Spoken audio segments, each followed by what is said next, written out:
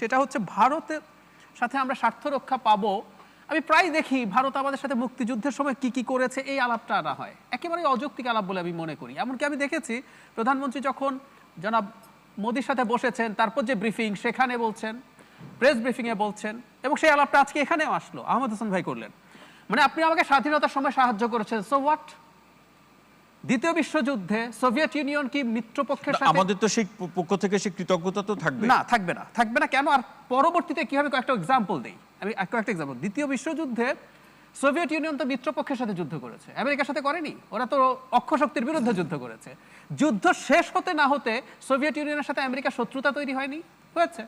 যাদের সাথে আমেরিকা যুদ্ধ করলো মিত্ররা, ব্রিটেন, ফ্রান্স, সবাই, সেই জার্মানি, ইটালি, জাপান, প্রত্যেকে তারা বন্ধু হলো। এরপর তারা এখন একই বন্ধু। ভিয়েতনাম ওয়ারের সময় চায়না সিরিয়াসলি সাহায্য করেছে ভিয়েতনামকে আমেরিকার বিরুদ্ধে ফাইট করার সময়। সাউথ চায়না সি নিয়ে যদি আজকে কোনো যুদ্ধ বেঁধে যায় তাইওয়ানকে কেন্দ্র করে, ভিয়েতনাম যদি যুদ্ধ করে সে আমেরিকার পক্ষে যুদ্ধ করে। আমাদের এখানকার প্রেক্ষাপট তো ভিন্ন না, একেবারেই ভিন্ন না। আমি এই কথাটাই বলছি। প্রথম কথাটা হচ্ছে ভারত, আমি ব্যক্তিগতভাবে মনে করি শুধু শেষ মুহূর্তে আসা বলে না, আমাদের মুক্তিযোদ্ধারা ওখানে যাওয়া, ট্রেন হওয়া, শরণার্থীদের সাহায্য করা, সবকিছু মিলে ভারত না হলে আমাদের স্বাধীনতাটা কোনোভাবেই এরকম ইজি হতো না, আমি মনে করি। কিন্তু ভারত তার একটা স্ট্র্যাটেজিক প্রয়োজনে এই কাজটা করেছে, এটা আমাদের বুঝতে হবে। কেন এত কৃতজ্ঞতা? কি তার সেই স্ট্র্যাটেজিক প্ল্যানটা কি ছিল? পাকিস্তানকে ভেঙে দিতে চেয়েছে, দুর্বল করে দিতে চেয়েছে। আমি একটা উদাহরণ দেই। ভারত তার যে সেভেন সিস্টার্সের, এরা অনেকে স্বাধীনতা চায়, কাশ্মীর চায়, কেউ এটার বিরোধিতা করে। ভারত কিন্তু পাকিস্তানের বালুচিস্তান স্বাধীন হোক সেটা চায়, তাকে পেট্রোনাইজ করছে। কেন করছে? আবার একইভাবে ইন্টারেস্টিং, পাকিস্তান তার বেলুচিস্তানের উপরে স্টিম রোলার চালায়, কিন্তু সে আবার কাশ্মীরের স্বাধীনতা নিয়ে কথা বলে। প্রত্যেকটা তার স্ট্র্যাটেজিক ইম্পর্টেন্সের ব্যাপার, দুর্বল করে দেয়া। সুতরাং ওটা টেনে আনাটার কোনো প্রয়োজন নেই। বঙ্গবন্ধু সোলজারদেরকে এখান থেকে ফেরত পাঠিয়েছেন, এটা একটা বড় ক্রেডিট, আমি মানি। কিন্তু বঙ্গবন্ধুর কন্যা যে একই মানুষ হবেন, নট নেসেসারিলি। আমরা কি অনেকে জানি যে বাংলাদেশের কোস্টাল সার্ভেলেন্স রেডার আছে ভারতের? 2019 সালে এগুলো স্থাপন করা হয়েছে। পুরো বে অফ বেঙ্গলে ভারতীয় রেডার দিয়ে ভারত নজরদারি করে।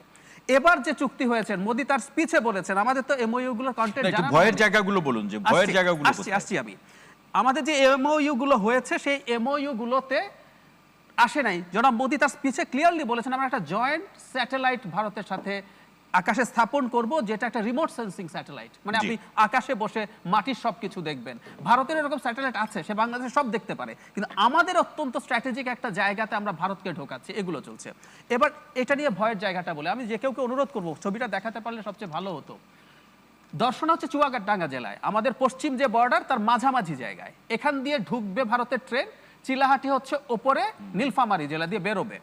আপনি দেখবেন অন্যান্য ট্রানজিট রুটগুলো, করিডোরের রুটগুলো ভারতের দূরত্ব কমিয়ে দেয়, এই রুটটা দূরত্ব কমায় না।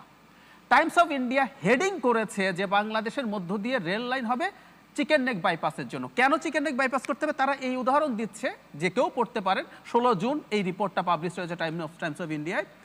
ওরা বলছে যে 2017 সালে একটা ডোকলাম স্ট্যান্ড অফ হয়েছিল ভুটানের ওখানে একটা জায়গা নিয়ে, ভারত এবং চাইনিজ ফোর্স। এই যে লাদাখে হলো তার আগে ওখানে হয়েছিল। ওরা 2 মাসের মতো মুখোমুখি ছিল। টাইমস অফ ইন্ডিয়া বলছে তখন ভারতের চিকেন নেক দিয়ে যে সাধারণ বেসামরিক এবং সামরিক পণ্য পরিবহন হয় সেটা ঝুঁকিতে পড়েছে। বাংলাদেশের মধ্য দিয়ে এই অল্টারনেটিভগুলো সেই ঝুঁকি কমাবে, ক্লিয়ারলি বলছে।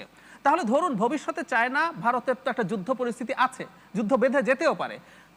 যখন চিকেন নেক প্রবলেমে পড়বে, আমাদের দেশের ভেতর দিয়ে যখন ভারতের মিলিটারি গুড যাবে, আমরা তো একটা পটেনশিয়াল আক্রমণের জায়গায় পড়ে যাব, এটা খুব স্বাভাবিক। তো আমরা এই ঝুঁকিগুলো আসলে তৈরি করছি।